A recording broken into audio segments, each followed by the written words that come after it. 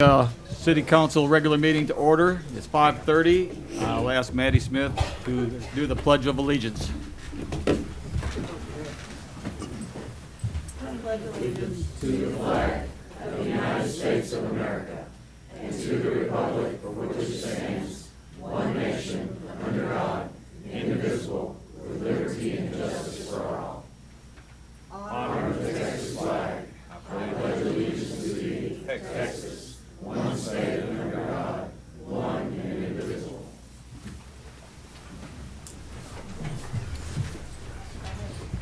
Our invocation tonight will be done by Christy Barnes from Timber Ridge Church.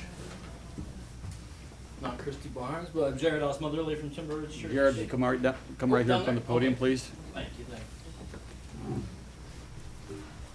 You can go to the front of the podium, right in front of it, please. Right in front of you. Microphone.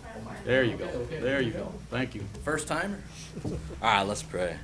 Dear Heavenly Father God, I thank you for this day. I thank you for these people gathered in these walls, God, and I pray for wisdom as they go about this meeting, God. And God, I just thank you for Easter and what you did for us on the cross and the resurrection, God. And I just thank you for this day, and it's in Jesus' name we pray. Amen. Amen. Thank you very much. We're going to go to presentations and recognitions on proclamations recognizing Stop the Silence, National Sexual Assault and Awareness Month, National Child Abuse Prevention Month, and National Crime Victims Month. And I would ask Laura Gambino to come up and speak. Laura here. Thank you, Laura. Good evening. My name is Laura Gambino. I'm the Executive Director for Cross Timbers Family Services here in downtown Stephenville. I come before you tonight representing a coalition of agencies who support crime victims throughout the year. We come together once a year for a rally that's for the community called Stop the Silence. And adjacent to the rally, we also present a proclamation, and we bring that to you every year to sign in support of our rally. The rally represents, April is a busy month. It's National Child Abuse Prevention Month.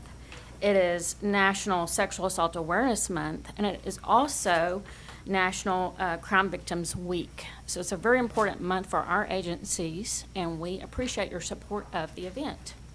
And just quickly, for people that have never attended, I did pass out this flyer to everyone. It is on the TV. It is basically an opportunity to see how our agencies work together. We do welcoming remarks by our district attorney.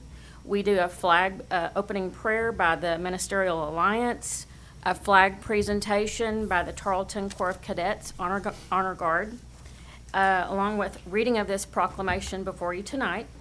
We do a pledge, and we announce annual statistics for all three of these crimes. We do booths that are child-friendly that show these agencies and how they work. So it's a great opportunity for free education for kids, adults of all ages to understand how we work in support of victims. So it's a great rally, a great free opportunity, and we invite you all to attend.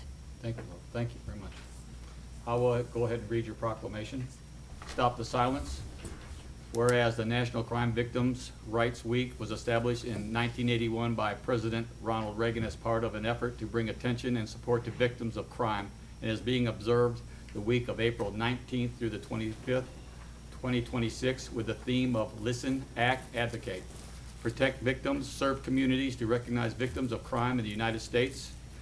National Crime Victims' Rights Week provides an opportunity to recommit to ensuring that accessible, appropriate, and trauma-informed services are offered to all victims of crime. And whereas in 1983, April was designated National Child Abuse Prevention Month, and our community acknowledges that we must work together as a community to increase awareness about child abuse and contribute to promote the social, emotional well-being of children and families in a safe, stable, nurturing environment. And whereas National Sexual Assault Awareness Month was first nationally recognized in April of 2001 as an effort to bring awareness about sexual assault and educate communities and individuals on prevention of sexual violence. And whereas our community has dedicated individuals and organizations who work daily to counter the problems and provide resources to victims of violent crimes, child abuse and neglect, and sexual assault. And whereas since the passage of the Victims of Crime Act in 1984 and through the dedicated work of advocates,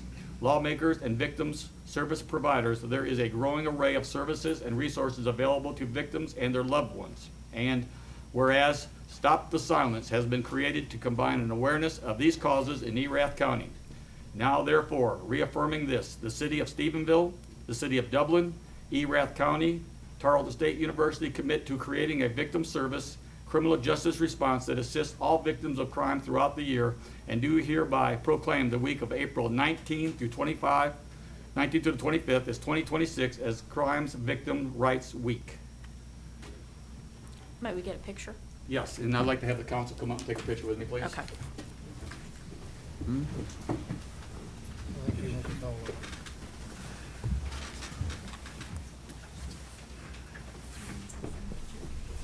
City manager, come please. Sure.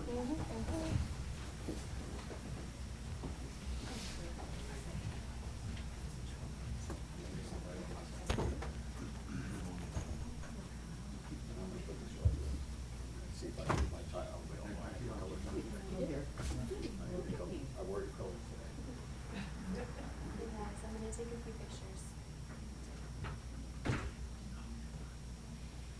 Okay, perfect. Thank you.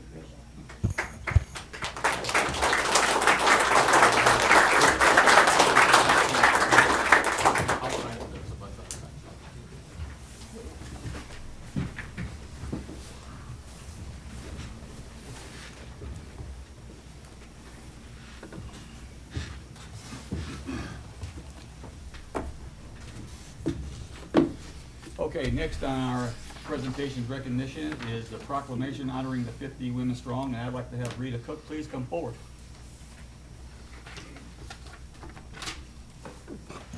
Thank you, Mayor, for the opportunity to speak to you tonight about 50 Women Strong. About at the end of COVID, there were four of us that got together, four different women in the community, and we started talking about all the need that we saw that seemed to come out of the woodworks when we had COVID, that we weren't even aware was happening. And we said to ourselves, what could we do? How could we help these people? How could we make a difference in our community? We didn't want to establish another organization that had a lot of meetings. We didn't want to do fundraisers, but we wanted to do something that would make a difference in the community. So we decided to establish a giving circle, and we called this circle 50 Women Strong. And what we said is we wanted to get these women to give dollars to help us, to help our community. And the premise is very simple. We started in 2022. Each member gave us $1,000. They could give it to us in one payment. They could pay it over the year, but they had to have it paid out by December 31st. Once that money was collected, then we took grant applications from organizations and groups from within our region, and we really focused on the county. We meet in March as a group. That's one of the 3 meetings we have a year. And we review those applications, and then we do a secret ballot, and everyone gets 1 vote. We rank the grants and how they were elected, and then we start giving out the money. We give out every penny that's donated. And we try to give out grants that up to $10,000 because we want to make an impact. And we try to give out grants to groups that are grassroots efforts that maybe don't have grant writers on staff, they can't do big fundraisers. And I'm pleased to tell you that in the last few years, we've given out, since this year, approximately $259,000 in our community, which is a significant amount of money. Thank you.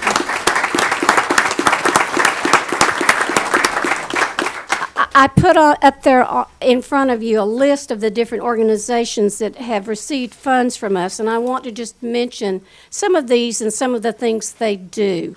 For example, we've given to Anything Possible $10,000, which they used to put a therapy dog in the high school. We've given away to the Humane Society a couple of times. If you'll look there, One year, we gave them enough money to spay and neuter every animal that they had in the Humane Society. We also gave them enough money one year to build a building so they would have a separate building for their cats, since cats don't seem to like to stay in the same building as dogs. One of the first things we did is we had a lot of volunteer fire departments. You can see Huckabee, Bluffdale, Morgan Mill. We were having a lot of fires then, and they applied because their volunteers couldn't afford to buy the boots that they needed to have when they went out to fight these fires, and we thought that that was an important thing to do. So we provided funds for training and for different kinds of materials. Restoration Advocates is a group that helps women who need refuge and their children. We've given them money to buy a refrigerator one year. We gave them money another year in order to be able to buy a car so that the people who live there could have a way to go to work. We've given out for choices so that they could have car seats for children. Cross Timbers Fine Arts, we've given them different grants. One was so that they could go out and provide art in our community schools who had to slash those programs, and the children didn't have access to arts. Also, they were able to provide art classes for seniors that couldn't afford to take the classes, so we felt that that was something important. Meals on Wheels has received funds from us for software to make sure that their routes are efficient. Morning Star Ranch in Dublin has received funds, and that's a program where they provide riding for children who are disabled to ride horses. We've given out to Cross Timbers Family Service, like for 1 year we gave money so that they could go in if a child had been a victim of sexual abuse, they could go in and completely redo their bedroom. So they would have it all painted, they would have new things in there, so that when they went back home it felt like a safe place. We've given to the community garden. I won't mention all of these, but I want to mention CARES, which is a program the Stephenville Police Department did with their EMTs. They had a lot of people that were going to the hospital, and then when they got home, they didn't know how to take care of themselves. They didn't know what the instructions meant, so they were going back to the hospital again because they were getting in trouble. This gave us some funds for the EMTs to go out and be able to provide them some on-site direction so that they didn't have to go back to the hospital again. We've given to the Dublin Library, you'll notice, for backpacks for students. The leadership class last year asked for funds to help fund the career program at the high school, so that when any student goes into a career, if they don't have funds to buy, like if they're going to be a plumber, they can't afford what they need, the instruments, or if they need clothing, they could access these funds to do so. Upbeat Crusaders is another group that if some of you went last year when they had their German festival or they've had these different events, we donated money to them to be able to fund those kinds of activities. And then this year we gave to the Girl Scout Mistletoe Hut so that they could replace the windows and doors. So a lot of different kinds of things. We want to keep this going. If you're a woman and you would like to be involved in philanthropy and leadership, this is an opportunity for you to give. All the money you will give will be given away and given to the community, and you will have an equal voice to do that. So we thank you for recognizing us tonight, and I have some folks here, I think, to come forward with me as well. Okay, thank you, Rita. Let me read the proclamation. Proclamation honoring the 50 Women Strong for their dedication to the community development and service. Whereas the city of Stephenville is proud to recognize the many individuals and organizations whose volunteerism, leadership, and dedication strengthen the quality of life for our residents and contribute to the continued growth and vitality of our community. And whereas the 50 Women Strong has demonstrated an outstanding commitment to the betterment of Stephenville and Erath County through collective giving, volunteer service, and support of initiatives that enhance the community and development.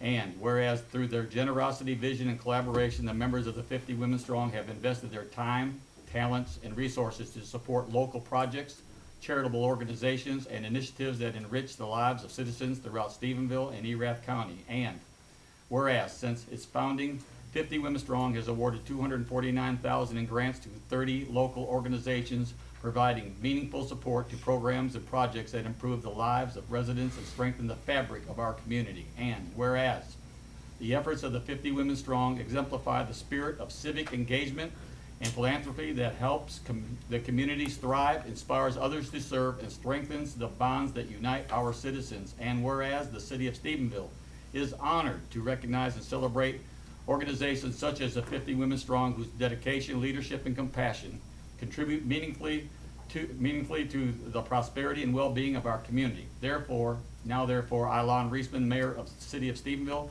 do hereby proclaim our appreciation and recognition of the 50 Women Strong for their remarkable contributions to community development and their unwavering service to the citizens of Stephenville and Erath County. In the witness whereof I have hereby set my hand and caused to be affixed the seal of the City of Stephenville, Texas, this 7th day of April, 2026.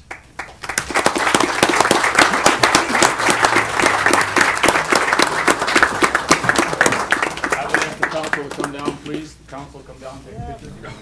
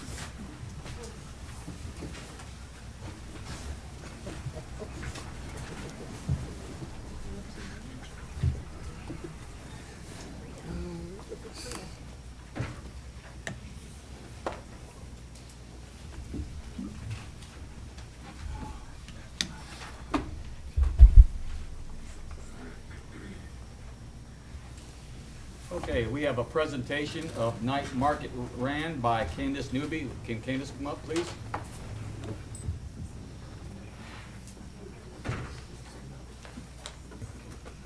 Hello, my name's Candace Newby. I am one of the people running the Beirut and Fossil Night Market that we are hoping to get started in this beautiful city. This market is a little different from the Stephenville Farmers and Artisans Market, is that it's a curated market. It's an oddities market directed to celebrate the diverse cultures and interests that exist within our community, and to provide an activity for people to enjoy on the weekends, and also to help small local entrepreneurs build their businesses in our community, because we have so many talented people and they deserve a chance to make their businesses flourish. We are hoping to set it up on the second Saturday of each month. It'll be a night market, so it'll run from 5 to 11 p.m. Just a time, because most people want something to do on Saturdays, and this gives them a place to go and something to enjoy.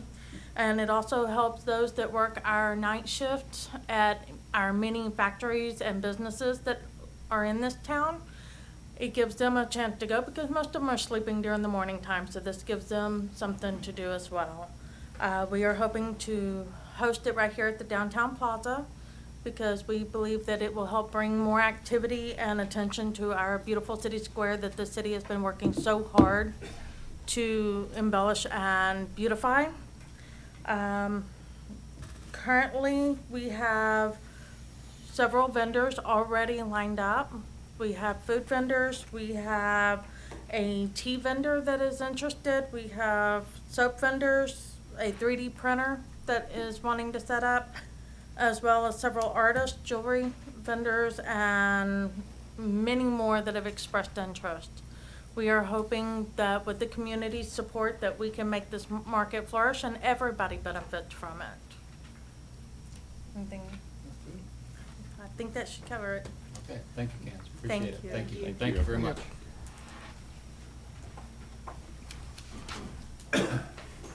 Okay, we will move to citizens' general discussion, and I'd like to have Mark Wallace come up. Mark, please.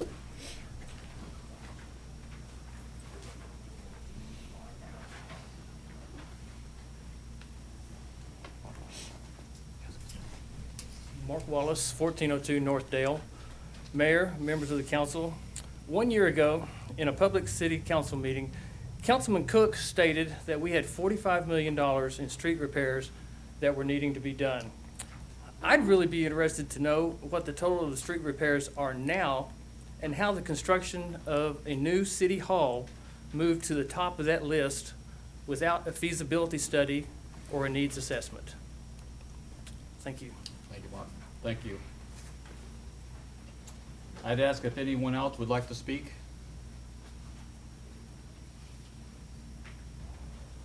If not, then we will move to regular agenda. Number 4, we will consider the acceptance of the annual comprehensive financial report for the fiscal year ended in September 30th, 2025, and I'd ask Monica Harris to come forward.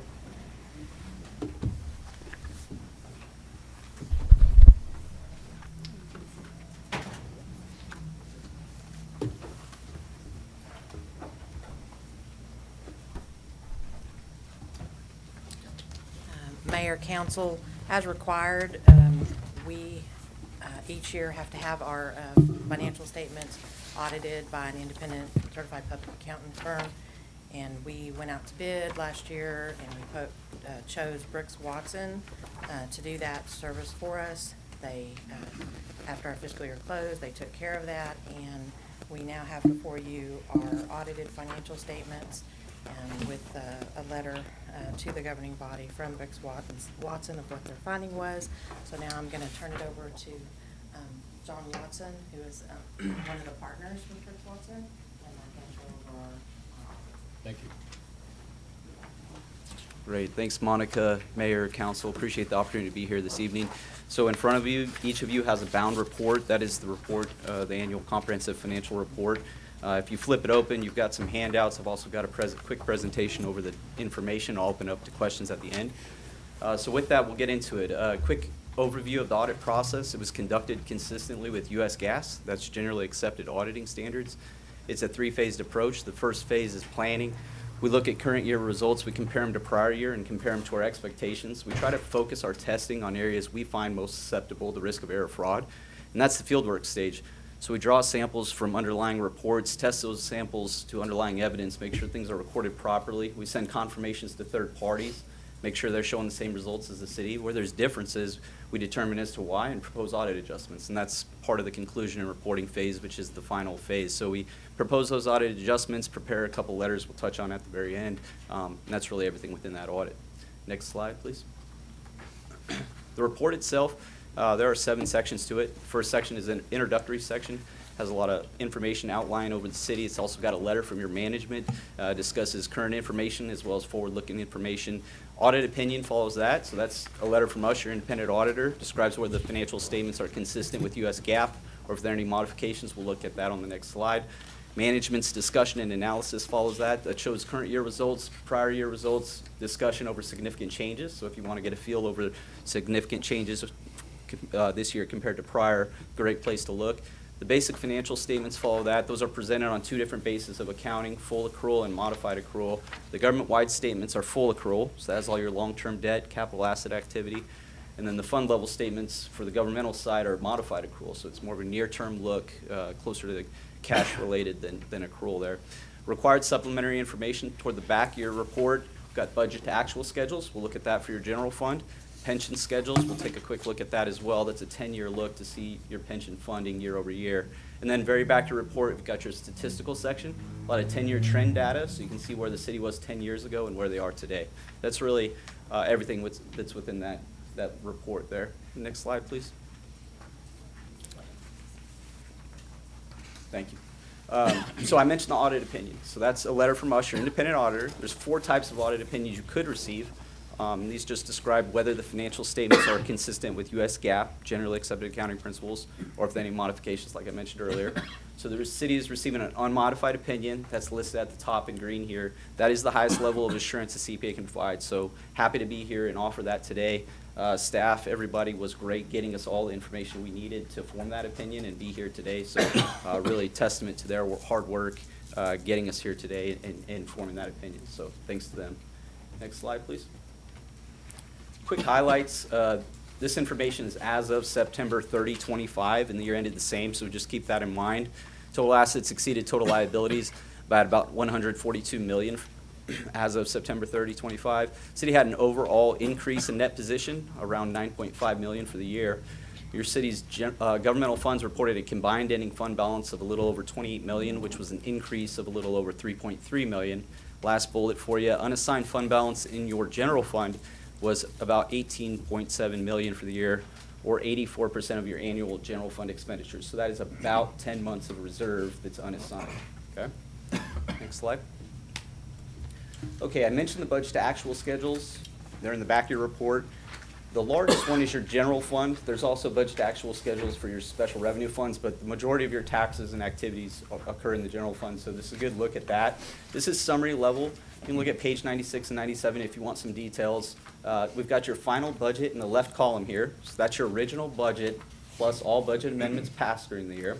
Okay, so that was budgeting a deficit, operating deficit there at 2.6 million, 2,681,000. We can see actual just to the right of that was a surplus of 3.1 million. So that's a positive variance relative to the final budget. And that's in the right column is that variance. So just working top right down, some red circles for you.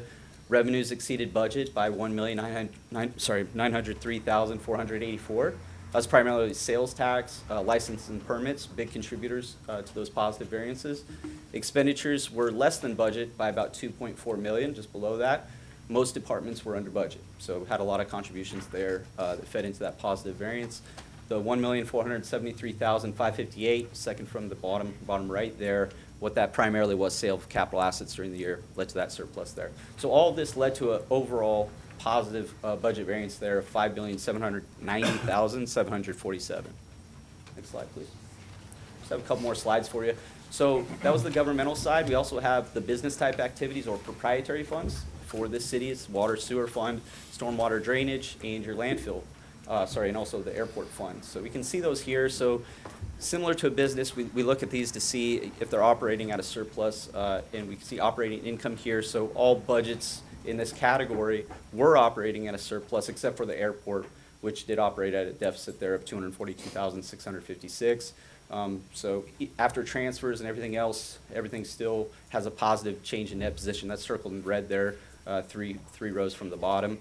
And airport as well. So after contributions and grants, it also had a surplus after those contributions. So we can go to the next slide. Okay, I mentioned the back of the report. We've got the pension schedule. It's actually a 10-year look at your pension. This is the last 4 years, with the most recent being on the left here. Highlighted in yellow there, kind of bottom left, 4,102,511. That is your net pension position as of 9/30/25. It's negative, but it's pensions are typically liabilities, so a negative actually here represents an asset. So your pension assets exceeded the estimated liability, the actuarial estimated liability, by 4,102,511. So your pension is actually funded 108%. So again, the asset's greater than the liability. It's a slight improvement from prior year, which was 104%. Just circled in red, kind of most important factor here. You earned about 5.2 million in net investment income on your pension assets, which is around 10% return on asset, really good. And that's why you're able to kind of climb in that funded ratio there. Your contribution rate is around 7% each year, so that's where you feel it on the budget there, so pretty low relative to what I see. Next slide, please.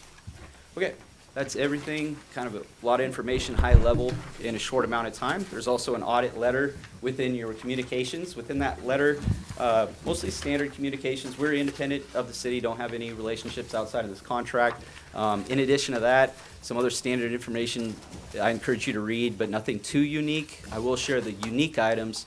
A new GASB pronouncement. So GASB issues accounting pronouncements that cities are required to adopt. There was a new pronouncement that was adopted this year, GASB 101. It relates to compensated absences. In a nutshell, what it did was it caused an increase in your liabilities related to, for this city, primarily accrued sick time. Okay, so there was a change in how that was handled, and all cities have to adopt that, as did your city. So when you see that, you'll notice that it does require retrospective treatment, meaning there is a restatement to prior year to adopt that standard.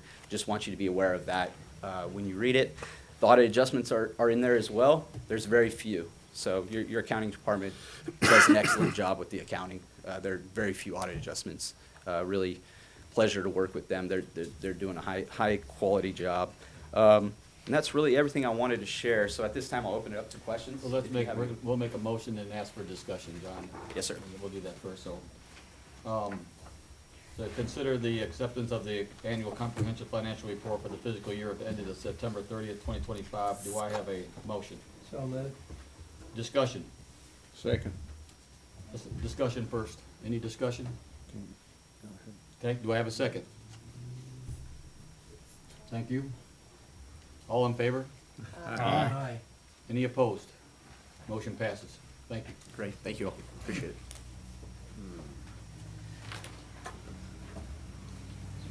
Okay, next is the discussion of ERAS Somerville County Sub-Regional Planning Commission and the 765 kV transmission lines. And I would ask first to come up to speak, Vanessa Halford. Vanessa?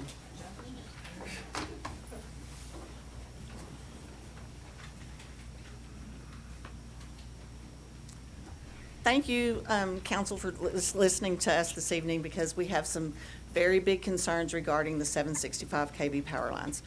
My name is Vanessa Halford. I'm the founder and executive director of Whitehorse Christian Academy, which is on County Road 177, which is on just the cusp of the edge of town over here off of Highway 281. Starting last summer, we got notice that the 765 power lines would be coming through Erath County. We just didn't realize the impact of where all these power lines were going to be placed.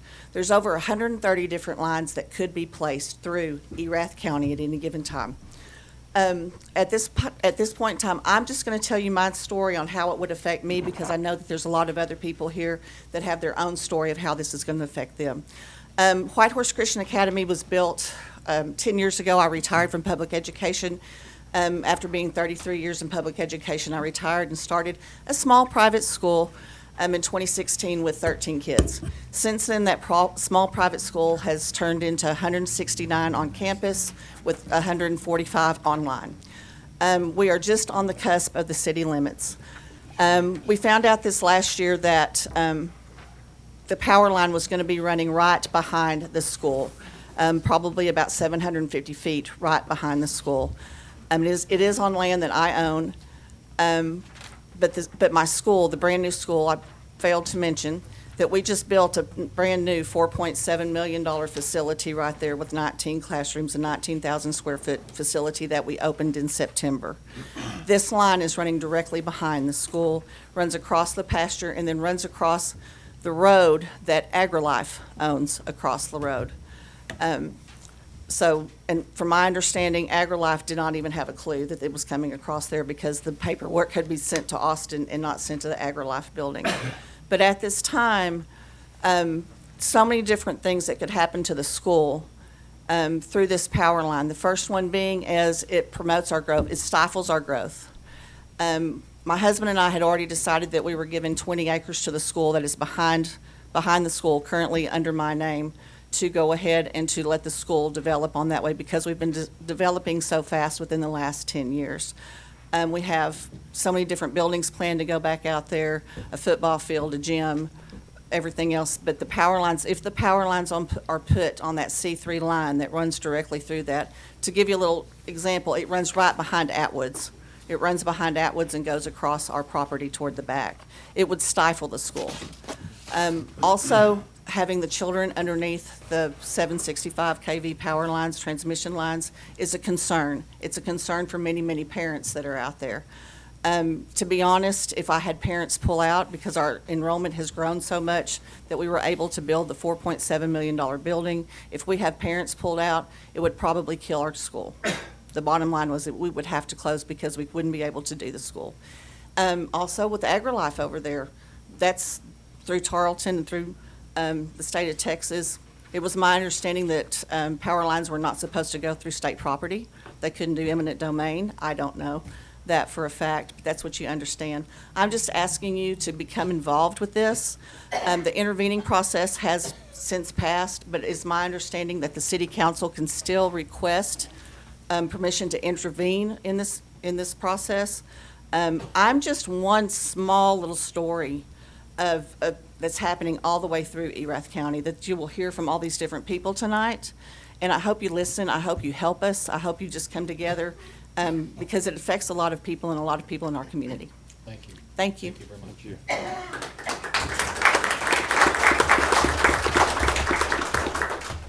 I'd like David Castleberry, if he would come up. David? David, if you would give us your name, address, you have 3 minutes.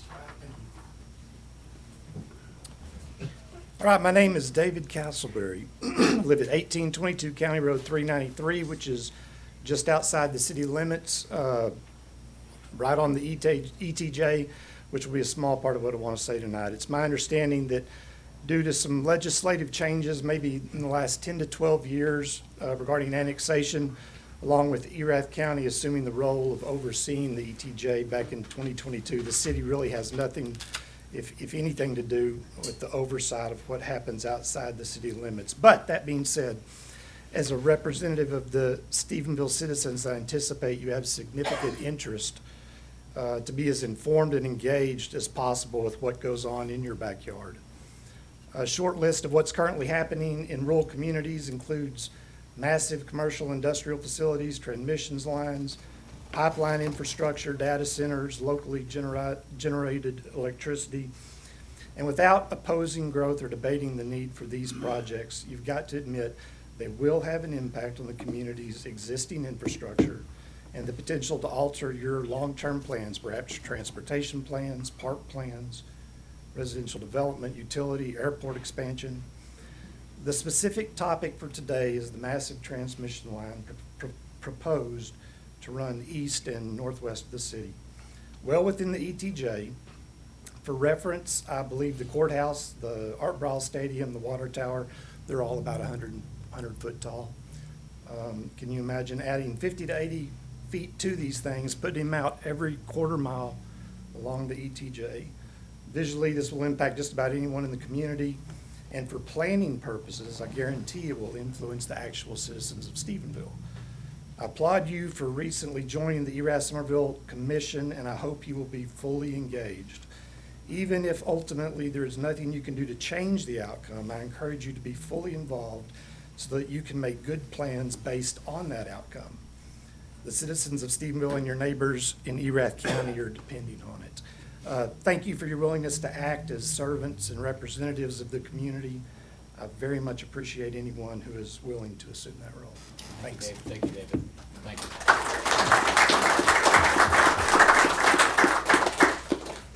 Next, I have Bonnie Terrell. If she would come up. Bonnie, 3 minutes. Thank you.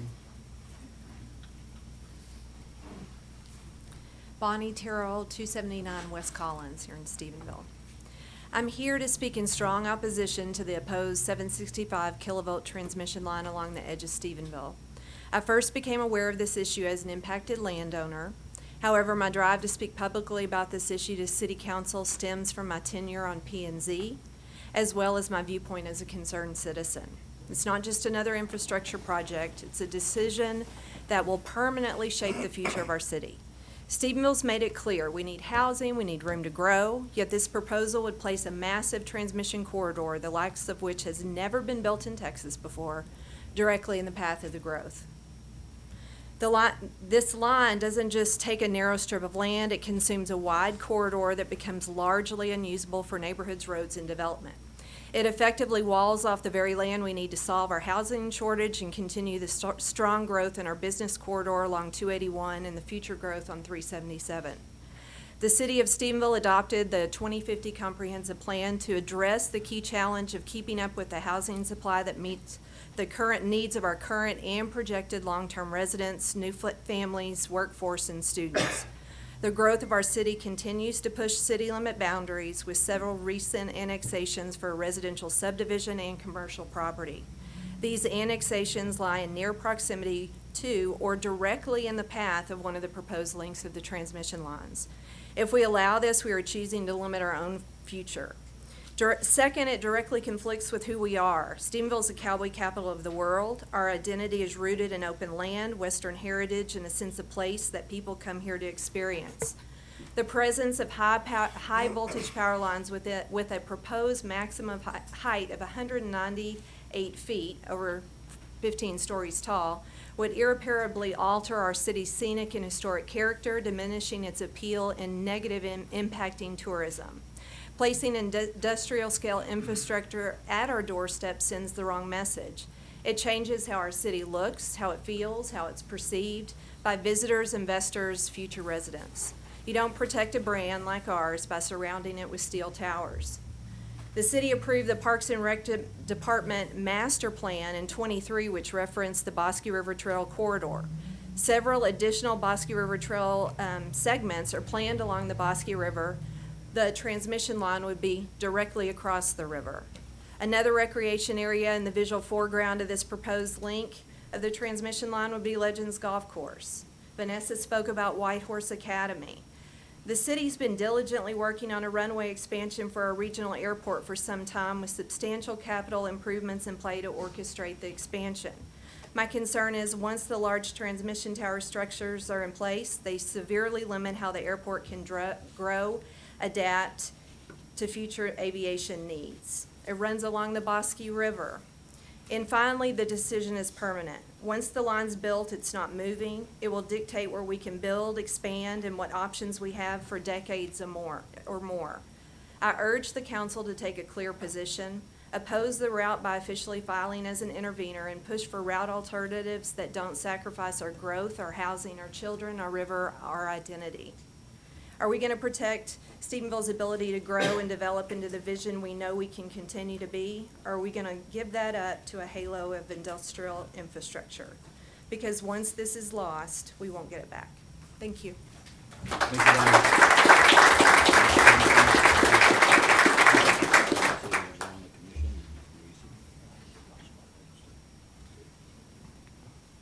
Bonnie, thank you. Thank everybody speaking against this. I want to tell you that on the ERAS Summer County Sub-Regional Planning Commission, that I'm on that commission now. Councilman Gerald Cook's on that commission. We totally support not bringing this power line through the Stephenville area in ERAS County. We had a meeting today. I asked some very tough questions today that I feel like I hope that they look at the questions that I had today on this power line. One of the couple of questions I asked today was about the voltage spray and how it could affect cattle, or how it even could affect humans. I know there's some power lines that have already been put in Ohio, and so I think that we're trying to contact those areas of Ohio and find out just exactly what's going on up there and how it's affected them and negatively. So taking this commission and being on this, Gerald, not taking this very, very seriously. We know how you feel. We feel the same way, and so I'll let Jason address some things if he'd like to. Certainly, Mayor, members of council. After meeting with some citizens last week about this issue, I did speak to representatives from the city of Glenrose who have filed as intervener status.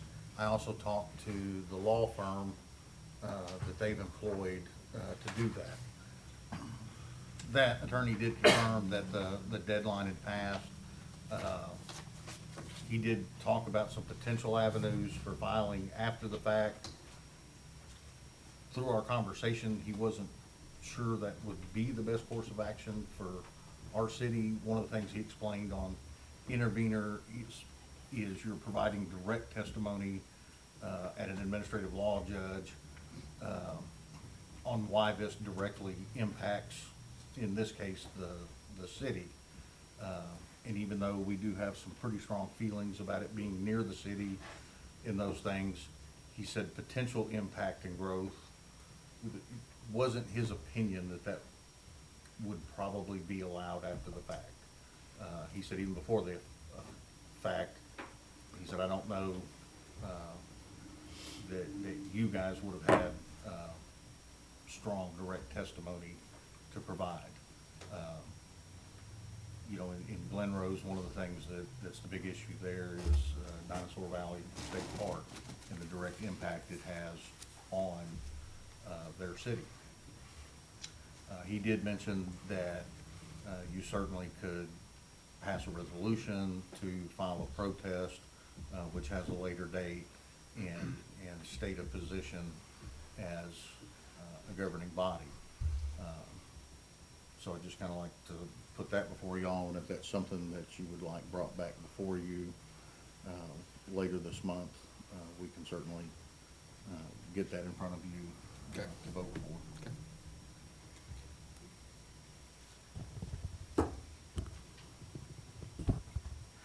Okay, thank you. We're gonna move on to number 6.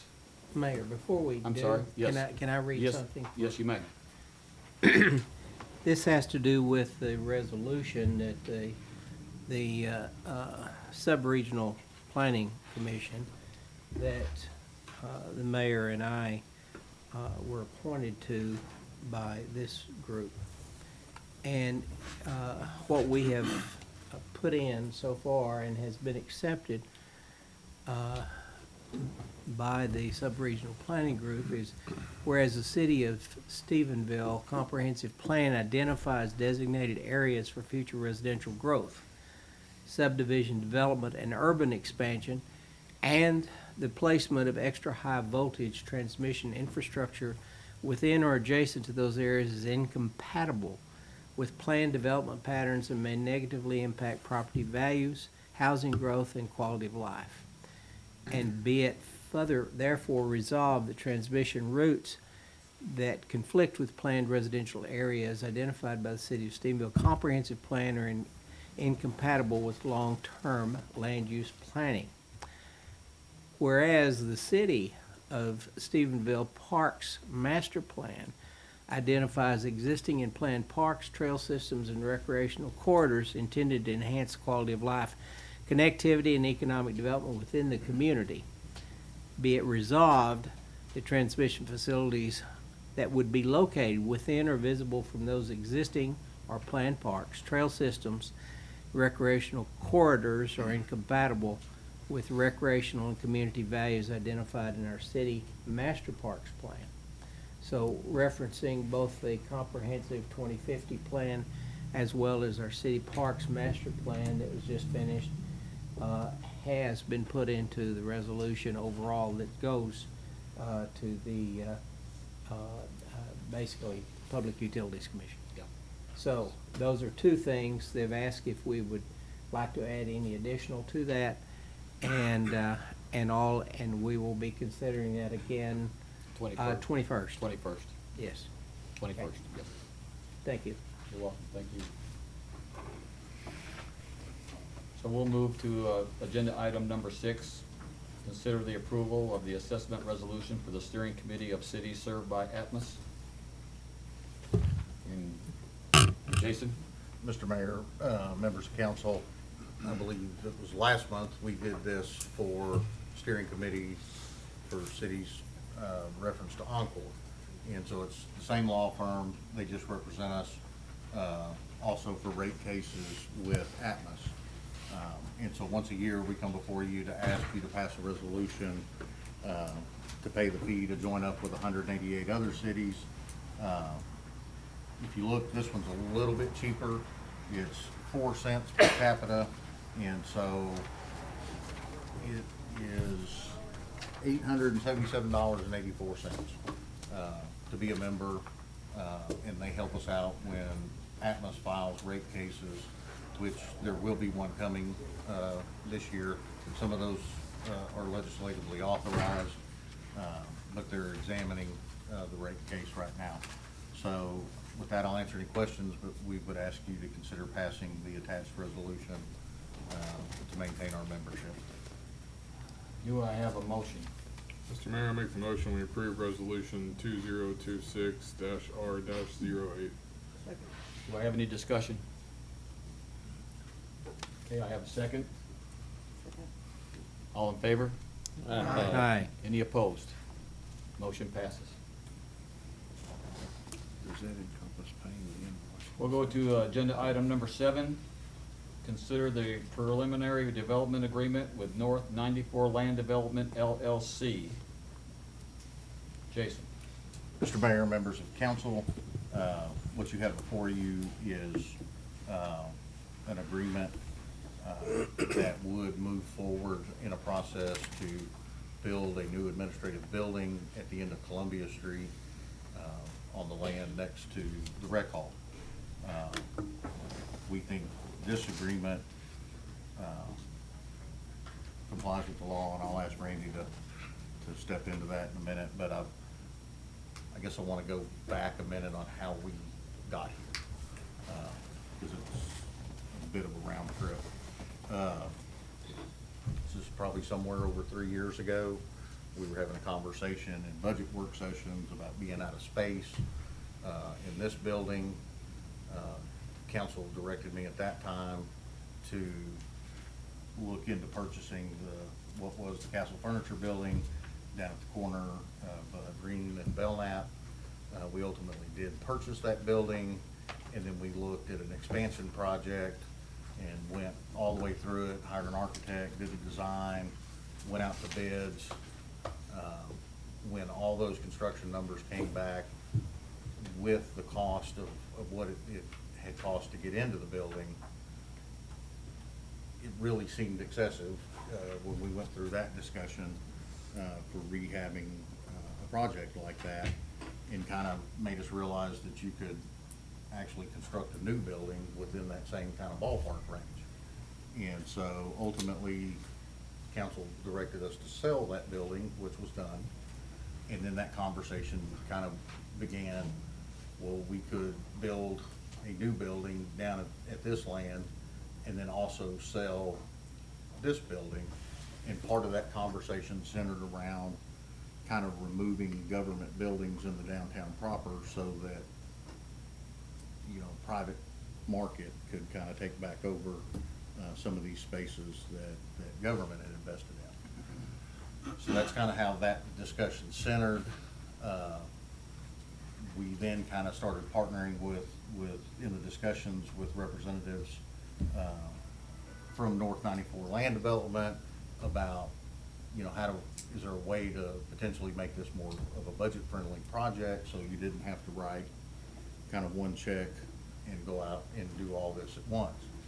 And so that's kind of the path that's being presented to you. This first part of it, in order to do all the feasibility pieces of it, an architect's got to draw formal plans, geotech work's got to be done. There's a whole laundry list of work that's got to be performed. So this many-page agreement that's in front of you kind of outlines how that would be performed, how that would be paid back to them, how the work that's performed would then belong to the city. That way, if you decided when you got to the end of this piece that you didn't want to move forward with this company or this project and you wanted to hold on to it, you would own that work product. The potential cost of all the kind of front end work is just shy of $500,000. And we do have representatives from North 94 here if you want to talk some of those numbers with them. They did go ahead and have an architect kind of do a preliminary internal layout. Mr. Wiley, can you put that up, please? And that was based off having conversations with staff about what do we use the spaces in here for now, what number of offices, number of people, some expansion room and those things. And so that kind of drawing right there is about a 15,000 square foot facility to meet those needs. Randy, do you want to speak to this instrument? Well, you took all my material away. I prepared some remarks, but really it's kind of a summary of what the contract says to me. You hit most of those points, but I think what you're wanting from me is whether or not this is a legal way of doing business. It is, and I also approve of the form of the contract itself. And really what it amounts to, that's all good. Now, you need to decide whether or not you want to continue with the project. And it is in my opinion, it's a good, approved, efficient way of handling this kind of a matter. But the business part is up to you, whether or not you want to approve it or not. The mechanism is here, and I approve of it. Would you like me to ask the 94 land development people if they'd like to have me say anything? I think, Mayor, that depends on if council members have any questions for me or for the representatives that are here. Mr. King, this contract at any point in time could be terminated by either party, is that correct? Yes, sir. And the scope of work that's outlined, whatever portion of that had been done, would be paid to the developer for the work that they had actually accomplished up to that point. Yes, sir. But it does not obligate the city to build said facility unless it comes back in agreement with what we think we need and what will serve our future needs for the community. So that would be the second part. Once you get all this front work done, then all that'll come back to you with more fixed pricing for what the actual construction's gonna be and those things. And then if you decide to move forward then there would be a second set of agreements with North 94 to then proceed with the actual construction. Okay. You'll really be approving the contract after all this preliminary work is done and they give you a final plan. That's really when you're gonna be approving it. So you're approving the preliminary part of it right now. Okay. Okay, thank you. Yes, sir. Mr. King? Yes, sir. So you had stated that this will be on Columbia Street, but we're not tied to that area currently either, correct? I mean, once we get these plans back, it's not necessarily we can, if we decide, future council decides, if it is better suited in a different area, it can always be moved to a different area as well, correct? I guess you'd be limited on where you own property? Correct. That's what I mean. Other city-owned property. Right. Okay, my other question, the funds that we have from the sale of Castle Furniture, I guess those are set aside for this? It's in your fund balance. Okay. That big number the auditor presented to you a minute ago. Any other discussion, any questions? Yes, Mr. King, could you kind of outline a little bit? We've talked about it, we've talked about our developers here in this particular project, but we're talking about a P3, if you will, which is a public-private partnership. And could you explain that one more time as to, for people here and in the audience, Sure. as to how an agreement like this, if we go ahead and move toward the construction, how this will work? So really that would be more in the second part of this, but how that would work is we would do a land lease agreement with the land to the developer for the purposes of the developer to construct a building on it. And then once they complete doing the construction, then they lease the building back to us. And we pay for the building over a agreed upon period of time, at the end of which all leases then go away and the land and the building are then owned by the city of Stephenville. The pricing on on a building like this will come up in the second part Yes, sir. of discussion after we get through the preliminary stages of the going through the architectural look, looking at the historical surveys, all the title, the insurance fees, and all that kind of stuff. Once we're through with that, then it comes back to us, I guess, in August. Is that approximately correct? That's a rough And timeline. that would come back as in the way of a contract with a set fee, a set cost to us, set cost for the entire project, but then the lease fee that you're talking about, that we would end up paying. Now, that lease, I can, having looked at our audit that we just completed, it would seem that we have the funding necessary for to cover a lease cost. And without dipping into the, into our reserve fund at all. Correct?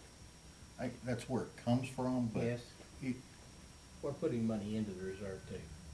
Yes, it does not impact any of your operational capabilities. That's the point. If I recall correctly, over the past 5-6 years, at different times, we've gone through several different studies for improvement of the downtown area. We have done the Holocaust study. We've done the group from Mississippi. Then we did the our comprehensive plan, which included those into it. If I remember correctly, there was an item mentioned by at least 2 of those studies that said that we needed to move City Hall out of the downtown area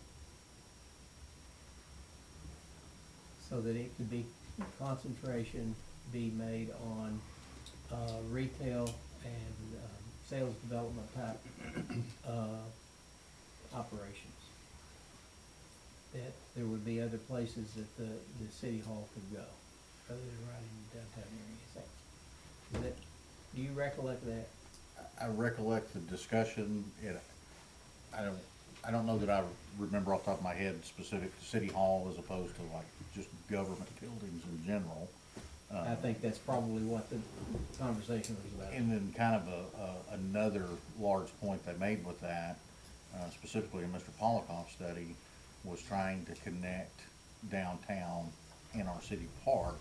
Right. And so this, To be a this would help with some of that probably. I think it would help with both of those, or an argument can be made that it would help with both of those. Okay. The other question I've got, I think, is for the developer. And that has to do with You want me to call them up? Would you like? yes, if you don't mind. Could I have somebody? Could I have some developers from the 94 Land Development come up, please? A question with regard to the first agreement that we had, the fee from the developer's fee was about $10,000. Yes, sir. And now we're looking at a higher fee than that, $23,000, I believe. Right. Whenever we did the original fee, we did it, and then we got to talking to the P3 attorney, and he discussed the fact that at any point you can leave this agreement, or we can leave this agreement the first part. As you said, a P3 is 2 parts. The preliminary part and then the actual contract. Well, this is for the preliminary part. You can leave at any time. Well, right now we've done a geo study. So you have $9,200 that we've already spent for a geo study. Okay. If we walk out of here tonight and y'all decide you don't want to do it, you're paying $19,200 because the $10,000 is a fixed fee. He suggested in the way that a lot of the P3 projects are done is with a percentage, so that if you leave tonight and decide not to, it's a 5% fee versus it would be a 5% fee instead of the $10,000. The other thing that I want to mention on this is that 5% fee, that $23,000, is a worst case scenario. We've already eliminated the phase 1. We've already eliminated that cost off there. That cost has already been eliminated before it got to y'all because we took care of the paperwork necessary to get us the information we needed, which typically you would have an attorney do the phase 1. He would contact y'all, get the information, and then return it to us and send us a bill for about $17,000. So we saved you some there. And so my job, every day I sit in the office and every day I'm take plans and I price it out. My job we built the senior center. The senior center, my job was to cost that. We came in under budget on that. And my job is to make sure we save you money every single day. So yes, we did change the original agreement that you saw. We moved it to a percentage, but that was more to protect both parties. If you pulled out early, it's not just a $10,000 bump to you, but if we go all the way to the end, it's a win for us. I guess is a better way to say it. Thank you. Thank you. Thank you. I have Any other questions for us? yeah, do you want? No, go ahead. So when we're making these plans, I know things change. I mean, granted, when we moved in here, we had enough room. So on these plans, will it be where we can expand if need be in future years? Well, the good thing about the plans and what is, as we're going through this Stephenville, Mr. King's gonna be very involved with it. So if we need to set it up where we can add on to it, we'll set up where we can add on to it. So the question is, or answer to your question is yes. We're going to, if growth is one of your major concerns, we'll address the growth. Thank you. And the lease time is negotiable. Then that comes in part two. That's right. That comes in lease part time is two, and negotiable that's the where lease. We are both comfortable on the length of the lease. Yes, sir.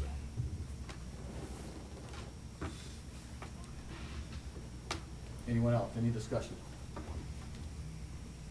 Jason, Yes. we really have not done a P3 here before, No, sir. to your knowledge. But you're familiar with them. I'm somewhat familiar with P3s. And they certainly have been used. Just like Randy was saying, and everything. As a matter of fact, I believe we were considering one here a couple of years ago. We were talking about a recreation center or a We were. recreation program and everything about doing a P3, and we were looking at some of the ones that had been done in Midland or Odessa and places like that, and whatnot. So I understand and I appreciate what Randy has given us with regard to the information, that this is a legitimate and a straightforward way of doing a program without.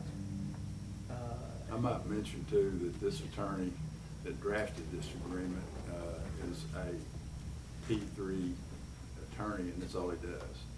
And he's done, I listened to several things he's done, several cities, several other governmental body structures, and one of them, San Marcos, that I can remember that it was mentioned. And I know personally that this method is used a lot. Until now, I didn't realize how many cities have used it, but through this attorney, I learned about 4 or 5 of them. I believe that's about what he quoted me. So I'm satisfied that it's a legal way of doing business, and again, it's a lot more efficient than other methods too. So I may have said that already, but I'll say it again. Thank you very much, Randy. Can I ask one more question? I apologize. Mr. Pack, sorry. It's weird for me to call you Mr. Pack. That was my grandpa, sorry. The contingency or the developer fee, you said it was 5%, but it does say on here it's a fixed fee, so. It was just the writing, it's a 5%. Okay, so when we come in, lower in the fee. will Yeah, go lower. as it comes in, my job is to make sure we come in under it, and as we start shaving stuff off, that number's gonna continue to dwindle down. There you go. Ready for a motion, Mayor? Ready for them? Are you ready for a Anybody here? motion? Are we ready for the motion? Somebody make a motion. Mayor, I'd make the motion that we enter into the preliminary development agreement between the city of Stephenville and North 94 Land Development as described in our package. Second. Second. All in favor? Aye. Aye. All opposed? Motion passes.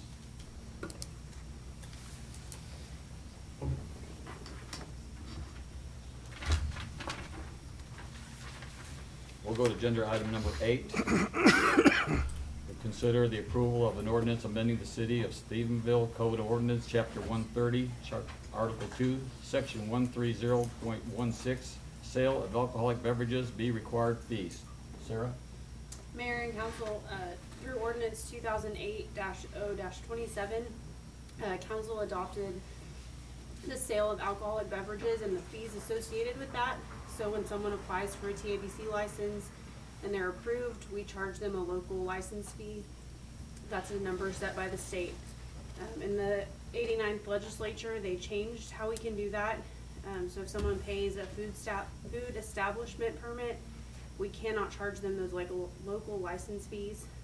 So this is just housekeeping to align our code of ordinances with what the legislature passed. Okay. Do I have a motion? I'll make a motion that we approve ordinance 2026-0-05. Any discussion? Second. Have a second then? By Councilman Nix. All in favor? Aye. Aye. All opposed? Motion passes. Agenda item 9, consider the approval of resolutions reaffirming policies in connection with the TXC-DBG CDV 25-03 2A grant for Tarleton Street infrastructure improvements, and I would ask Nick Williams to come forward, please. Thank you, Mayor, Council. These next two items deal specifically with the grant that was awarded to the city of Stephenville in February of this year. That's the Texas Community Development Block Grant, as you just said, for Tarleton Street that goes McElhaney to Everett to replace water, sewer, and stormwater as well as sidewalk. So the grant was a $750,000 grant. There's a $112,500 match, which all was approved via resolution previously. What we have here tonight is the civil rights resolution, which is required by the Texas Department of Ag, which is where this grant comes from. This is the same set of resolution and associated policies that we approve with every one of these grants. And so this may be a rinse and repeat. You may have heard this before on the previous grant. What it does is it provides citizen participation plan, excessive force policy, fair housing policy, a Section 504 policy against discrimination based on handicap and grievance procedures, as well as a code of conduct for conflict of interest with a policy pertaining to procurement procedures. And we can go through each one of those in detail if you would like, but I would ask if you have any questions beforehand. Any questions for Nick? Mayor, I'd like to make the motion that we approve Resolution 2026R09 to keep us in compliance with the CDBG grant requirements. Second. Have a second? All in favor? Aye. Any opposed? Motion passes. Fantastic.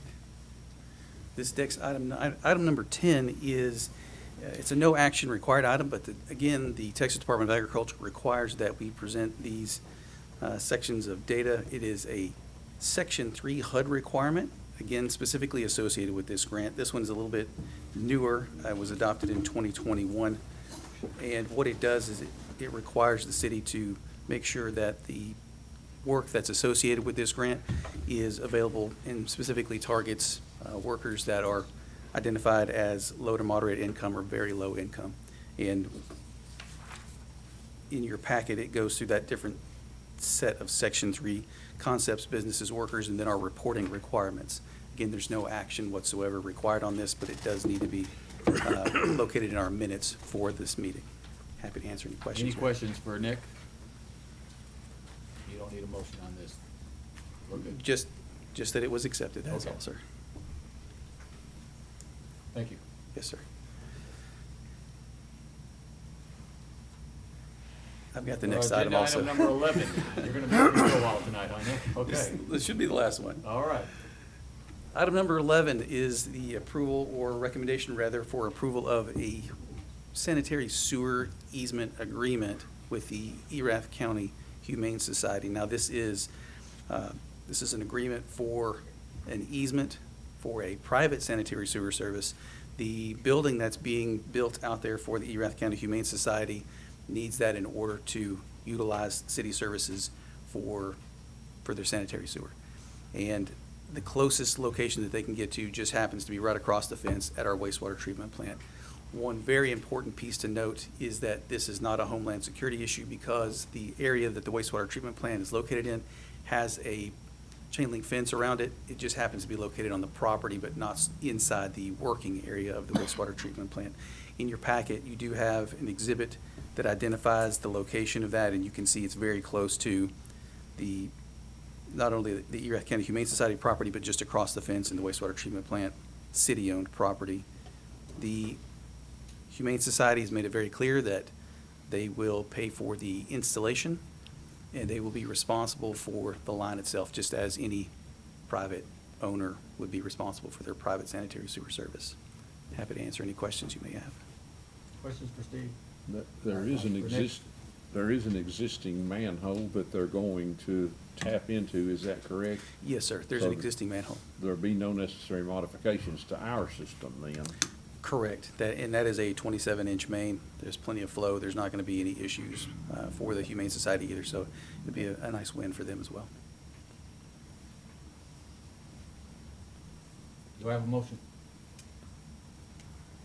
I'll make the motion that we approve the utility easement for the Erath County Humane Society.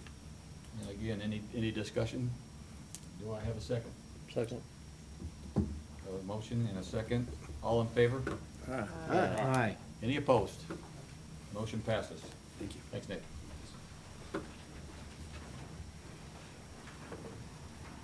Okay, under the agenda, we're gonna go to Planning and Zoning Commission, and I'm first going to ask Larissa Saldana, if she come forward, if she'd like to speak, please.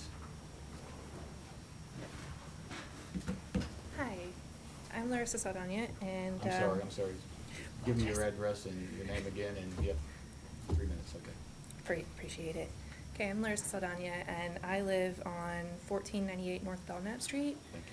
I've been a homeowner there now for going over 6 years, and love the neighborhood. Bought the neighborhood because it didn't have all the development of apartment complexes and duplexes and all of that was overriding. Now there is plans for a rezone across from my house for a I apologize. Okay, take your time. For a higher density housing, so apartments and complexes of the sort. And although, yes, Stephenville needs more development, more space, but it matters on what location. And this is not a great location. This area is primarily made up of single-family homes, and rezoning this property to allow higher density housing would not be compatible with the existing neighborhood. I'm concerned about the increase in traffic and congestion that comes with this type of development, especially on the streets that were not designed to handle that volume. If you don't realize, currently there is a reroute because they're doing construction on the railroad track right there on Belknap and Graham. That has made the traffic through my area absolutely crazy. Now I can't imagine adding more. I'm also concerned about the strain on the infrastructure, including the water and sewer and parking. We've had a lot of issues with the sewer in that area. Last summer, they were working on it, and they had to replace some of the sewer lines behind DJ's gas station a couple of times because it just was bubbling up and you can smell it. Anyways, I'm also concerned about the safety for our children. There is a high flow of traffic on Graham, and we don't need to be moving that into Belknap and Oak Street and more. So I would respectfully ask the commission to consider the long-term impact on the surrounding neighborhood and deny the request for the zoning. Thank you. Thank you. So I would ask Steve Killen, Director of Development Services, to come up. I'm handling this one. Okay, thank you. Jason, thank you.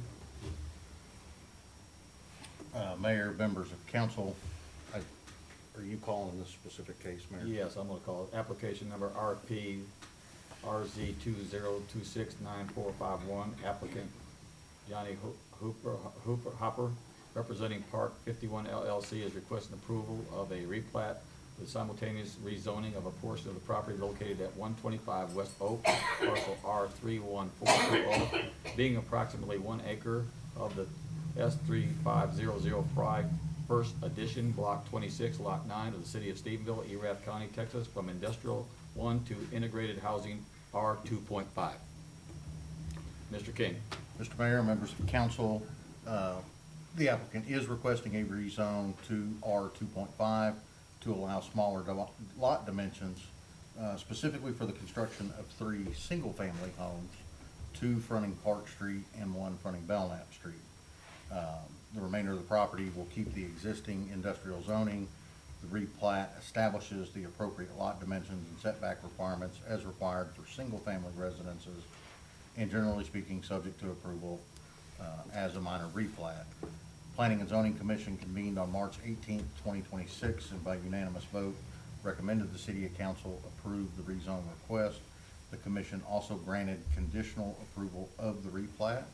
If the rezone is not approved by City Council, then the replat is also consequently denied. With that, I will answer any questions from members of council. Questions for council? Mr. King, did P and Z put any specific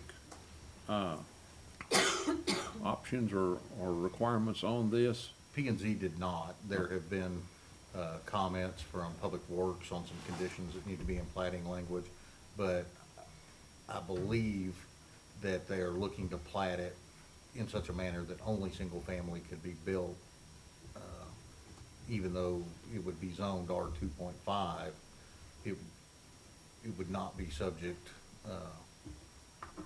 to townhomes or any of those things. There is a representative of the developer that is here, also the reason I'm presenting this case. Okay.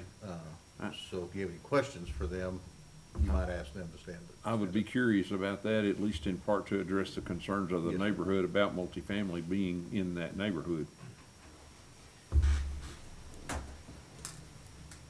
Well, Steve Gillen, as Jason King, city manager, stated, it is R 2.5 zoning, which would allow for duplex, 2 to 4 family, and even townhome development if platted properly to allow such development.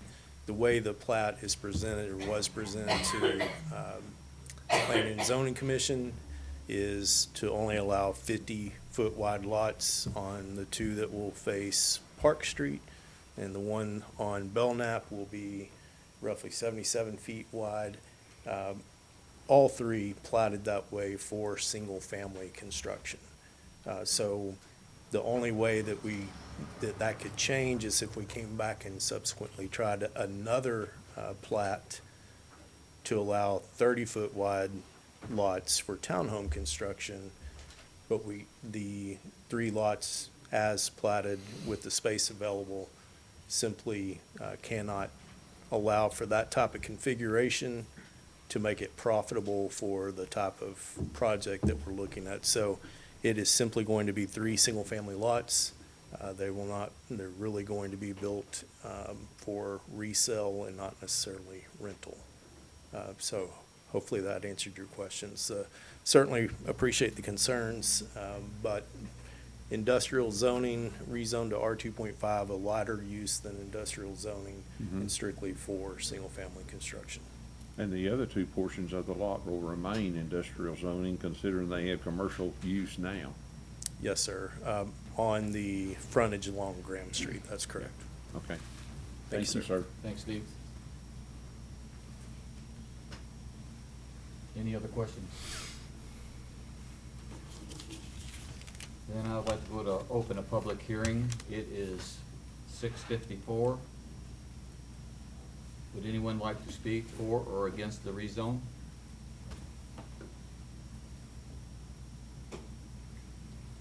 Okay, then I will close the public hearing at 6:54.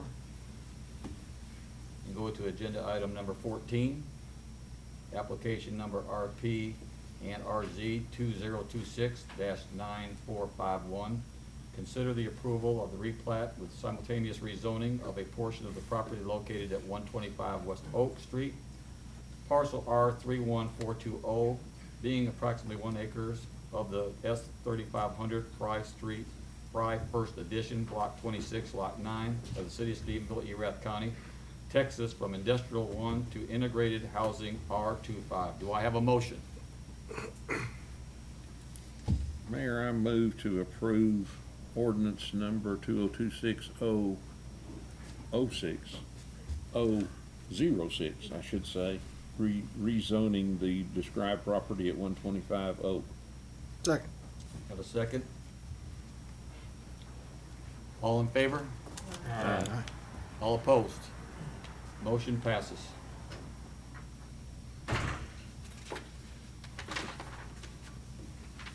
We will go to agenda item number 15, application PD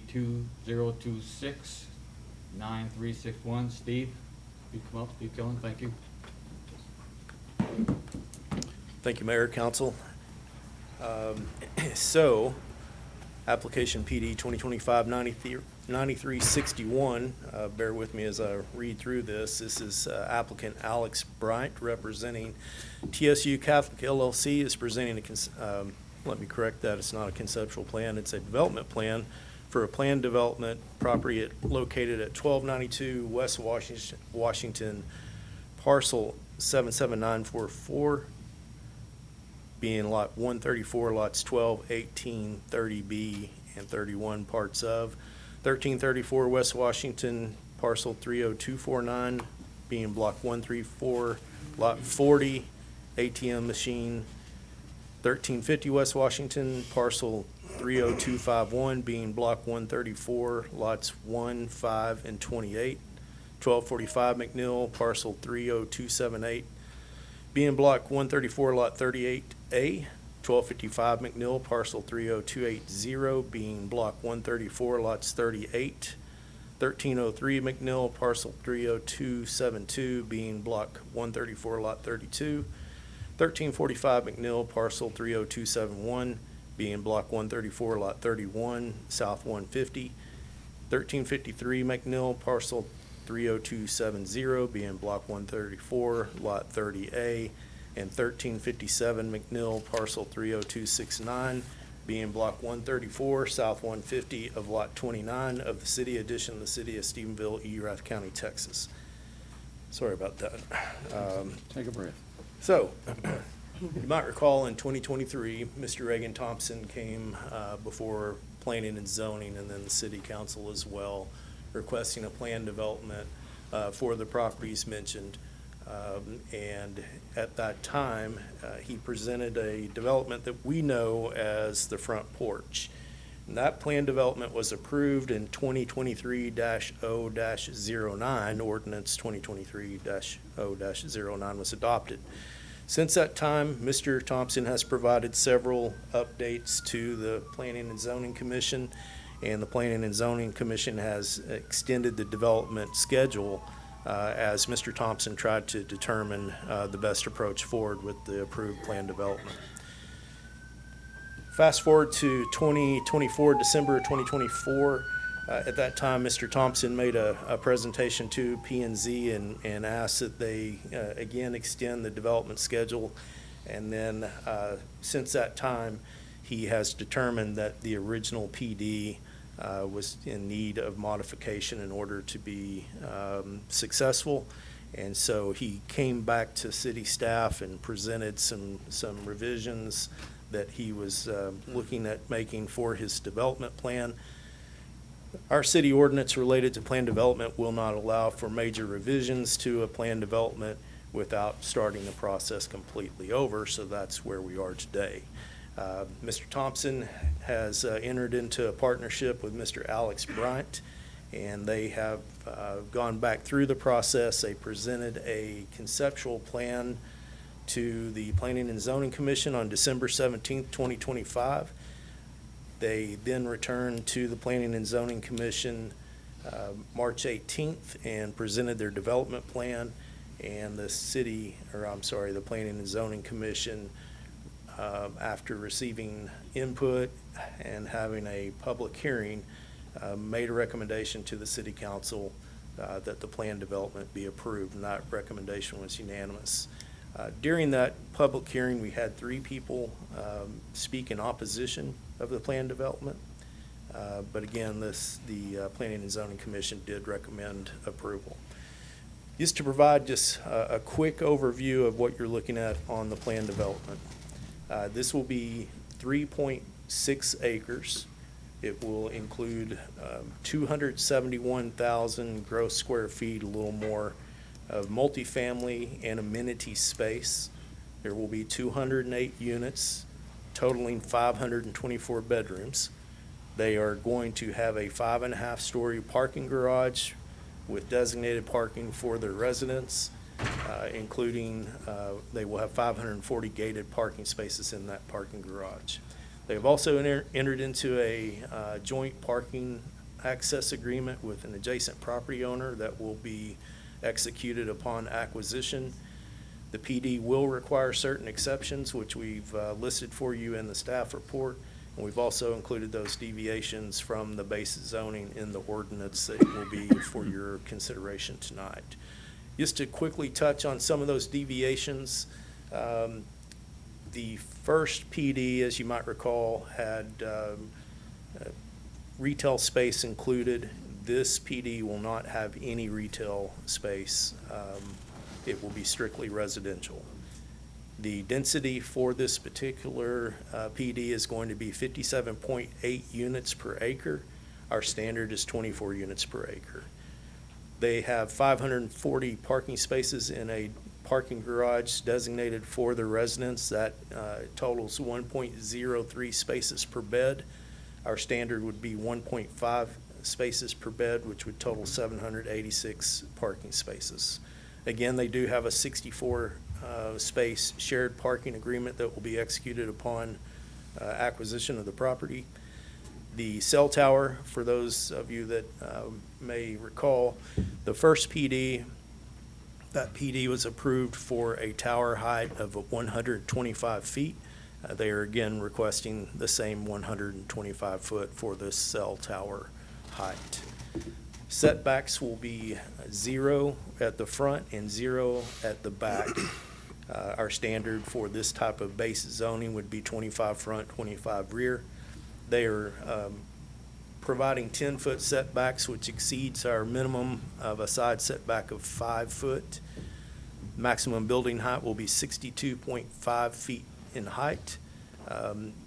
Our height is 35 feet at the average of the ridge in comparison to the top plate. So this will definitely exceed the 35-foot height. But the first PD was actually approved at 67 feet, so a little lower than what they had originally projected.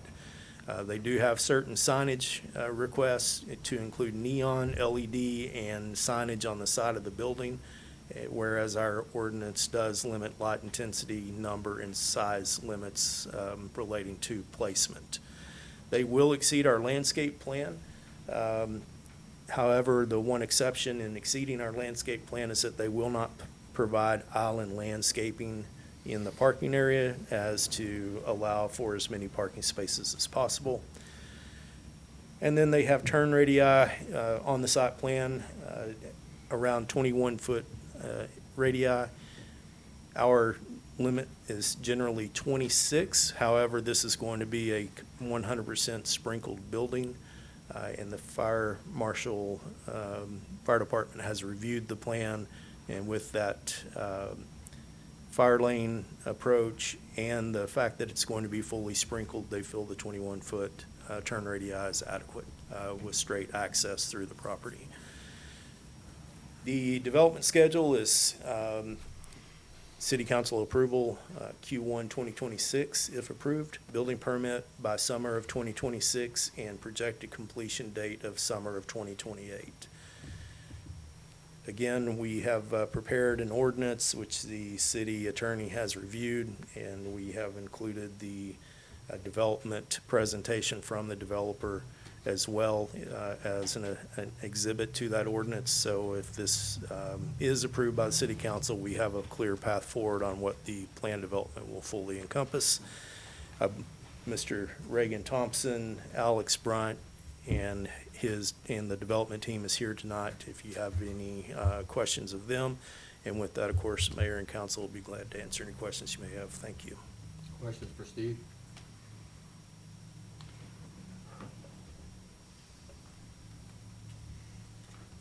Okay, Steve, thank you. Yes, sir. So I'd like to open up the public hearing. The time is 7:05. Would anyone like to speak for or against?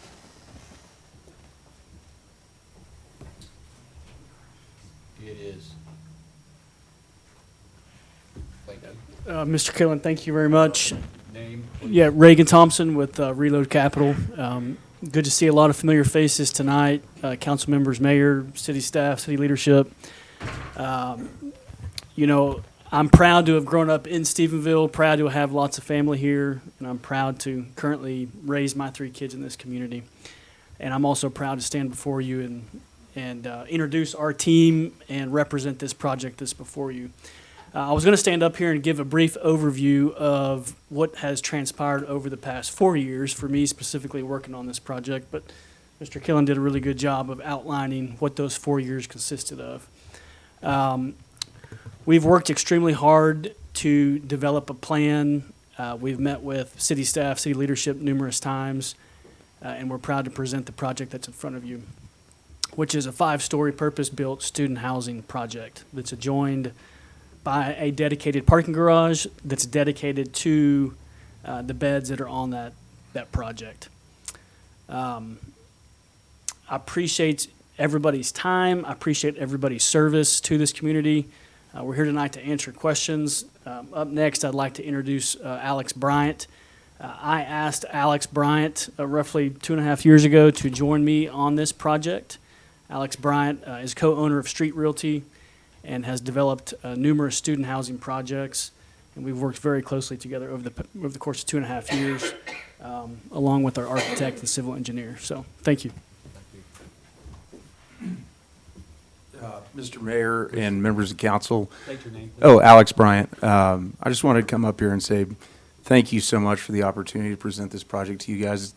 Like Reagan said, it's been a heck of a journey to get to this point. Every time I come to Stephenville, I feel more motivated to move here.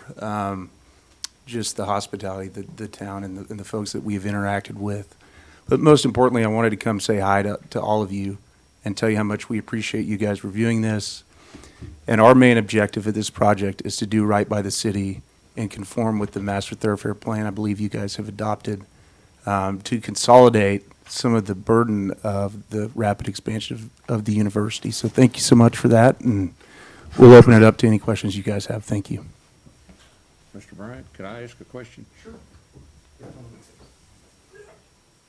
Go ahead. I think I can voice some of the concerns for other council members as well, that the development plan that you've put in front of us is very appealing. Yes, sir. One of the questions that comes up is ownership. Understanding that you will be literally across the street from the university. Yes, sir. And ownership of the property is important to the taxpayers. It's also important to the community as being invested in the community, and that says a lot about, you know, the people that build it and what their intentions are, and how long they intend to be involved in it versus, are we going to build it and try to flip it and make $1 and go on to something else? And that's a harsh way to put it, but you understand what I'm saying. Yes, sir. I think the question is, is there, and maybe I'm misunderstanding, but is there an intent to just sell it the day we finish it to the school? I mean, is that kind of a fair, without saying it outright? Or in the near future, understanding that most of these facilities run for several years before there's any major expenditures required. Yes, sir. For maintenance and upkeep, et cetera. And at some point in there, the university may approach you on that. Yes, and sir. I'm curious, and I may speak for the rest of the council too, about what your intentions are for the future, not only when it's completed, but in the long run. Yes, sir. I mean, I can tell you, our plan today is to deliver a high-quality, sustainable, purpose-built student housing project that's intended for long-term ownership and operation by a strong institutional owner, whether that's us or a group we sell to in the future. We've got to get the building built and do what's right by the city. What our future plans look like, I don't have a crystal ball. I can tell you that from a number of reasons, we will be involved with this project for several years. We didn't underwrite it to the day we finish it, sell it. And we're committed to the community. I mean, I can tell you from several conversations with Mr. King and Mr. Killen that we hear the concern, but to say that I can tell you what's going to happen tomorrow, I can't, but I can tell you that we are focused on delivering a high-quality institutional asset that's focused on really long-term revenue generation for the city, for the ISD, for the county, and for all the stakeholders involved in this decision. So Alex, what you're kind of telling us is that you have not been approached by anybody. No, sir. Okay. Thank you, sir. Yes, sir. Thank you. Is there anyone else who would like to speak for or against? If not, I'll close this public hearing at 7:11. We will go down to agenda item 17, the application number of PD 20269361. Consider the approval of the ordinance updating the development plan for the property located at the following. I'll read every one of these. 1292 West Washington, parcel R77944, being block 134, lots 12, 18, 30B, 31, points of 1334 West Washington, parcel R30249, being block 134, lot 40, ATM machine. 1350 West Washington, parcel R30251, being block 134, lots 1, 5, 28. 1245 McNeil, parcel R30278, being block 134, lot 38A. 1255 McNeil, parcel 30280, being block 134, lots 38. 1303 McNeil, parcel R30272, being block 134, lot 32. 1345 McNeil, parcel R30271, being block 134, lots 31, S150. 1353 McNeil, parcel R30270, being block 134, lot 30A, and 1357 McNeil, parcel 30269, being block 134, south 150 feet of lot 29 of the city addition to the city of Stephenville, Erath County, 2026-007. Do I have a motion? Mr. Mayor, I move that we approve ordinance number 2026-0-07. Have a motion. Do I have a second? Second. Have a second. All in favor? Aye. Any opposed? Motion passes.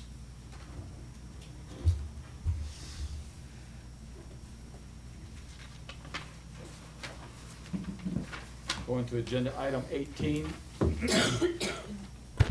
Application to repeal 2023-009. Steve? Mr. Mayor, Council, with the previous action, we need to circle back to the original ordinance that was drafted for and adopted for the original PD. So the developer is asking that the council repeal that original ordinance as a new ordinance will be adopted in its place. Okay, Thank you.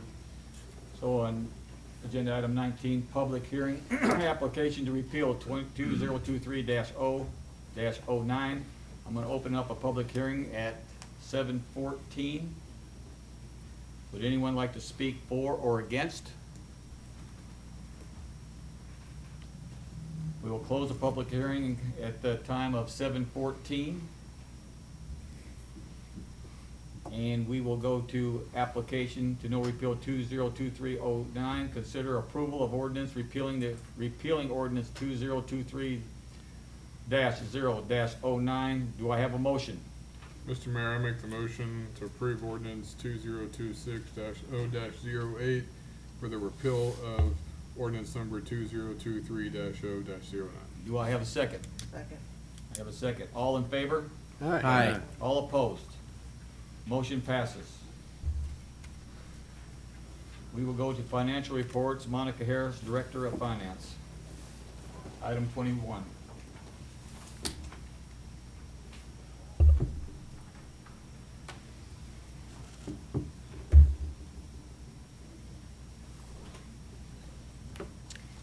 Mayor, Council, we have reviewed our financial statements ending February 28, 2026. Our financial indicators are as or better than what we'd anticipated. In February, we received $1.4 million in property taxes. That resulted in $484,000 increase over the funds collected last fiscal year to date. And we're at 96% of our budget, and that's about $15,000 more than we anticipated. So we did play catch-up in February, and I did talk to the tax assessor collector, and now that they've changed their system and everything, that's going to be the new normal for us. So for our sales tax, we received $1 million in sales tax in February. Second time we've broken $1 million this year. It's or ever. It resulted in $326,000 or a 7.6% more funds collected than last fiscal year to date. We're at 48% of our budget, and that's about $349,000 more than anticipated. Of the $32 million received to date, 48% was received in our general fund, obviously sales tax, property tax. 28% was received in the water, wastewater fund, charges for services. 11% was received in the capital projects fund. That's an internal transfer for the splash field. And then 6% was in landfill, charges for services. 2% was received in stormwater drainage fund and the airport fund. And then the remaining funds were 1% or less. We've received 62% of our total budgeted revenue through February. That's $802,000 more than anticipated. That's due to property taxes and charges for services. We've received $7.5 million more revenue through February than last fiscal year to date, and that's due to property taxes, charges for services, debt proceeds, and then interfund transfers. Of the $24.6 million spent to date, 52% was expended in our general fund, 31% was expended in our wastewater wastewater fund, 7% was expended in our landfill fund, 4% was expended in the stormwater drainage fund, and 4% was expended in the debt service fund. Because February is the month that we pay our principal on our debt. And the remaining funds were 1% or less of our expenditures. We've expended 39% of our total budgeted expenditures through February. That's $9.6 million less than anticipated. That's due to personnel, contractual, capital outlay, and some of our interfund transfers. We've spent $4.3 million more in expenditures through February than last fiscal year to date, and that's due to our personnel, capital outlay, and transfers related to the capital outlay. CETA has received 47% of their budgeted revenue through February, and that's $23,000 more than last fiscal year to date. That's due to taxes, and $26,000 more than anticipated due to taxes and interest. CETA has spent an overall 44% of their budgeted expenditures through February. That's $6,000 more than last fiscal year to date. That's due to contractual, and $6,000 more than anticipated due to equipment maintenance and capital outlay. Are there any questions? Questions for Monica? I don't have a question, I have a comment.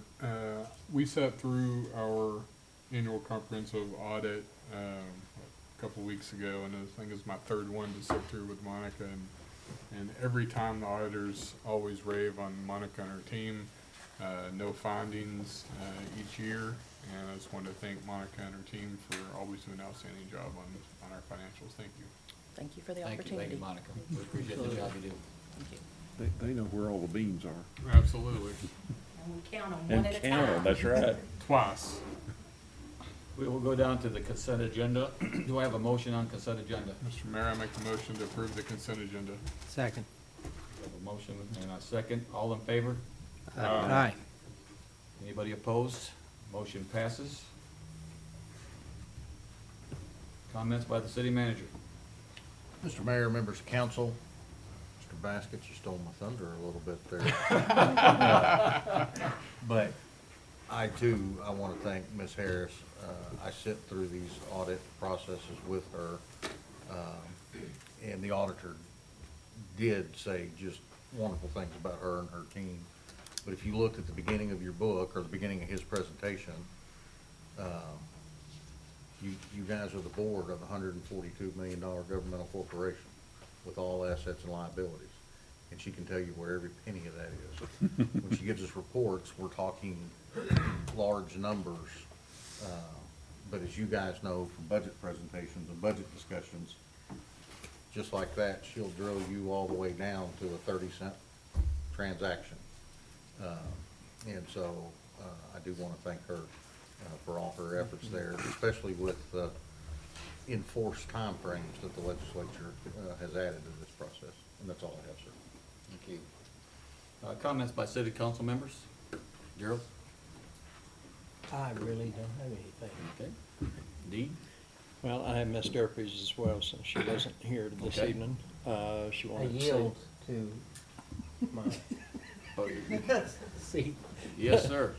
So Wesley Thorpe and Tyler Wade brought Stephenville the World Youth Team Roping Championship. The 4-day event brought in over 2,000 entries from 32 states and 4 countries. This event, as of today, has over 10 million in social media impressions, and the Cowboy Channel ran a follow-up segment. Wesley is a great member of our rodeo athletes that we sponsor, and we appreciate him. Also want to mention LJT Music Festival will celebrate its 37th year, and it's scheduled from April 20th to 25th. And on my note, Victoria Cameron brought home gold Saturday at the Texas Relays with an 11.01 time in the 100-meter race. That put her first place in NCAA this year and second place in the entire world. That's impressive. So, Thank you, Dean. Maddie? Alrighty. Well, as we all know, spring sports are underway at the park. You'll see them out there all day, every day, practicing and games. And then SPARD's Mother-Son Mayhem registration is open. This event will be held on Thursday, May 7th. Spots are limited, and registration is online through our city website. Also want to give a shout out to our Stephenville alum, Jarrett Stidham. He is hosting a youth football camp here May 16th for kids kindergarten through 6th grade. And registration will be open soon. You'll get things through the school district, and you'll see that on social media as well. Early voting begins April 20th with Election Day on May 2nd. And I want to just put out there that Dean mentioned Larry Joe Taylor is coming up pretty soon. And I love living in Stephenville. It's a great place. I love all these people come to town, but be smart, get a ride, don't do anything stupid. amen. We love your tax dollars, but we love our lives a little bit more, so thank you. Me? Yes, sir. Just wanted to mention the Mayor's Youth Council will be going down to us on the 20th of this month, correct? To meet with our state legislators, and it's always cool to see our youth go down there and experience that. And happy birthday, Maddie. Oh, thank you. I'd tell everybody your age, but I'm afraid you'll punch me, You so don't we'll even do know it. it. I was gonna make something up, honestly. That's all. Say something nice, Dave. Brandon? Happy birthday, Maddie. Thank That's you. all I have. She's 21, I know. One of the news teams, and I do not remember the channel, but it was one of the Metro Mass news teams, did a really good layout on J.J. Hampton. And that was she was very complimentary of the area, but she's she's a genuine cowgirl. But she was wearing her shirt with our logo front and center. And I mean, it got publicity all over this area because of that station doing it. And she did a good job. And if Leanne was here, I was going to thank Leanne for helping us work with those professional athletes in the rodeo business, male and female, and getting our logo out there and getting our name in front of a lot of people, not only locally but nationally as well. Thank you. I also want to say, Monica, thank you for everything you do, and Director of Finance, I've been through audits for 3 decades, and they're not real fun at times, so thank you for all you do there. I do want to say something about the Yellow Jackets. They won 30 games this year. Amazing season. And I have to say this, that my grandson had 38 charges and broke the Stephenville record. He had the most dives on the floor for Stephenville, and he was Defensive Player of the Year for Stephenville as a sophomore, so I'm very proud of his effort this year. And the other thing I want to say is my other daughter, Blaine, is in Daytona Beach tonight. They're going for their fourth national championship in the nation for cheer. They've won three times. This will be their 4th national championship this week if they win. I know, David, you like to cheer, so I There you I go. had to get the cheer in there. You know I that. like when people mention cheer. Yeah, I know that, and so of course, the dance team's with them too, so, that's all I have, and I'm going to, call us into executive session in compliance with the provisions of Texas Open Meeting Law, Chapter D, Government Code, Vernon, Texas Codes, annotated in accordance with Section 551-072, deliberation regarding real property to deliberate the purchase, exchange, lease, or value of real property, to wit, real property located at S 2600 City Edition. We will recess to executive session at 7:25.